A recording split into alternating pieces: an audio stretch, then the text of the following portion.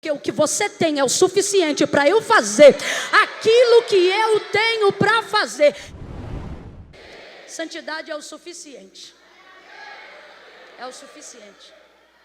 A gente acha que precisa de muitas coisas, quando na verdade ter o necessário não é que você tem o básico. As pessoas acham que o necessário que a Bíblia fala, igual quando o Senhor Jesus entrou na casa de Marta, Maria e Lázaro, e Marta ficou agoniada porque Maria estava prostrada, aguardando ali uma oportunidade única de poder ouvir Jesus falar, uma vez que as mulheres não era concedida a oportunidade do ensino da palavra, porque não podiam entrar na sinagoga, só podiam absorver aquilo que fossem ensinadas pelos seus próprios maridos. Na condição de Maria, sobretudo sendo solteira, ficava ainda muito mais difícil.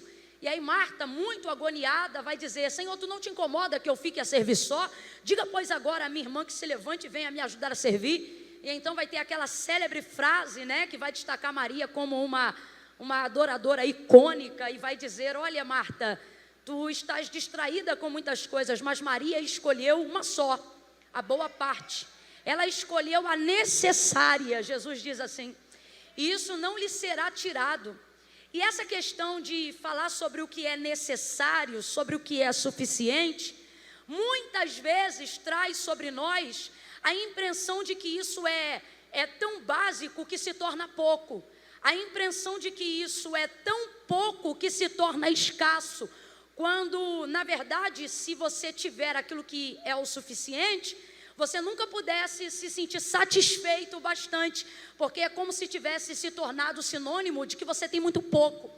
Quando, na verdade, a Bíblia, ao falar sobre o que é necessário, sobre o que é suficiente, ela não está querendo trazer sobre ti a ideia de que o que você tem é o pouco, mas de que o que você tem é o bastante para descansar.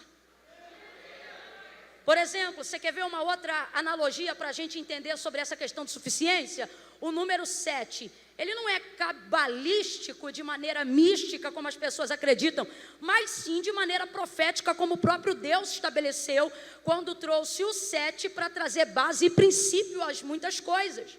Por exemplo, o texto diz que céus e terra, tudo que existe foi criado dentro de um tempo que nós determinamos como 7 dias, que a despeito de correntes teológicas se estabelece o 7, ok? Agora, o 7, ele não traz toda a plenitude do 10, que é um número que se divide perfeitamente e que fala sobre o muito. Quando você fala sobre 10, você fala de muito. Mas olha o que a Bíblia diz quando fala sobre 7, sobre aquilo que é suficiente.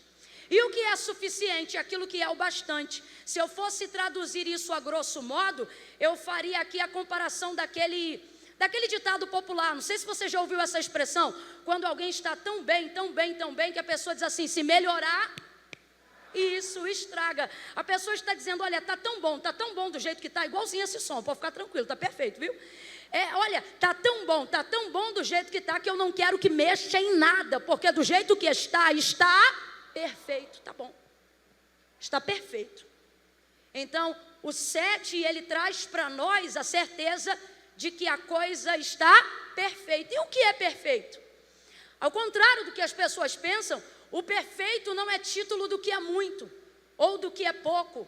O perfeito, ele tipifica o centro da vontade de Deus. Você já parou para pensar que o centro não está nem numa ponta nem na outra, mas exatamente no meio, no centro? Porque isso fala de uma visão equilibrada, nem tanto nem tão pouco. É por isso que Jesus vai aparecer várias e várias vezes dentro do contexto do meio.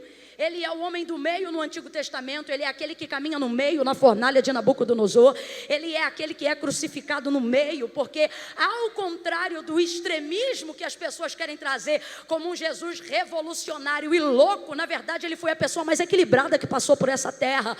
Aquele que está no meio, o homem que é mais do que justo, é o quê? É o homem das balanças fiéis, da equidade, dos pratos iguais. Oh, aleluia! Oh, aleluia!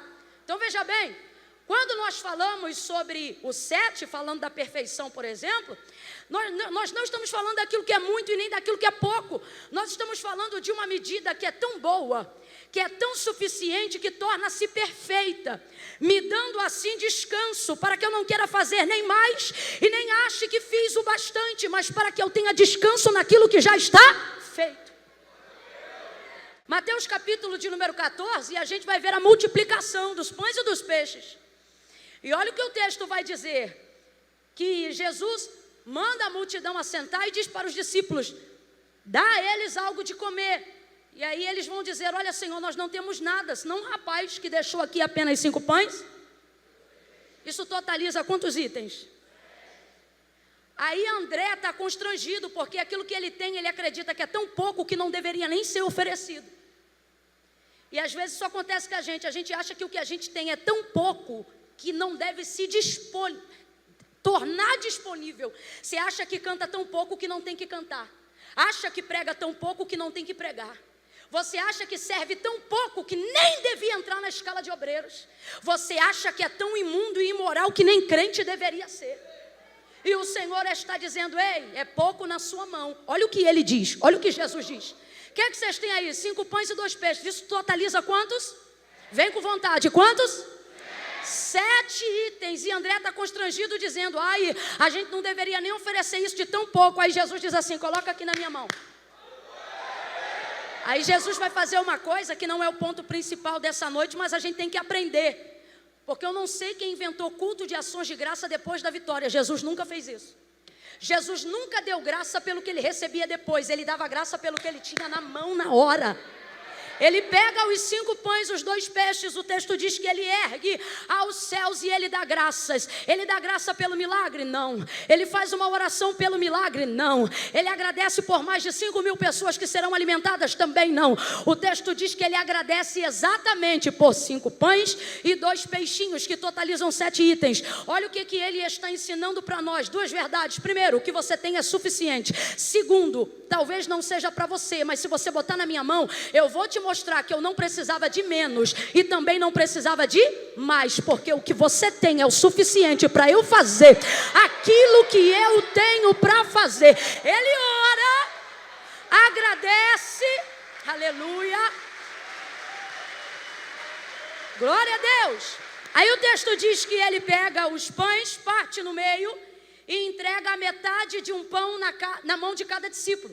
Entre rodas de 50 e 100, onde estão assentados aqueles que serão alimentados, cada discípulo traz na mão a metade de um pão. Então vamos lá, gente, cada discípulo tem quantos pães na mão?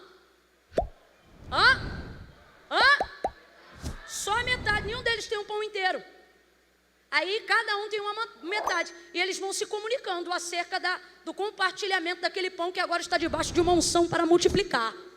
E aí eles vão multiplicando. Pedro já alimentou quantos aí? 75. E quantos ele ainda tinha na mão? Uma metade. O outro ali, ó. E aí, João, quanto que está aí? Já sentou em quantas rodas? Ah, já sentei em 4 rodas de 50. Então já alimentou quantos? 200. E quanto você tem na mão? 200 já comeram. E quanto que ele tem na mão? 300 comeram. Quanto que ele tem na mão? Mais de 5.000 se alimentaram. Quantos cada um tem na mão? Nenhum deles não tem nem inteiro. Eles estão trabalhando apenas com uma. Mas isso é o suficiente? Porque é aquilo que Deus faz e estabelece como necessário, não é para desenvolver em nós a ansiedade de ter mais, é para desenvolver em nós o descanso de que a gente já tem o bastante para fazer o que tem que fazer, começar o que tem que começar. Meu Deus, eu estou sentindo uma unção de multiplicação hoje aqui em cima daquilo que você tem. Levanta a mão direita o mais alto que você puder, coloca a esquerda na mesma altura. Quando eu disser 3, abre os braços sobre o ombro do vizinho, no 3, e você vai liberar sobre ele, vai dizer: o que você tem é o suficiente. É 1, é 2, é 3. Vai, estende a mão sobre ele e diga: é o suficiente, é o suficiente. Caia por terra toda a ansiedade que diz que você não tem o bastante. Cai por terra toda a síndrome do pensamento acelerado que tira de você a alegria de ter o contentamento para celebrar aquilo que Deus já fez, aquilo que Ele está disposto a fazer, exatamente como o que você tem.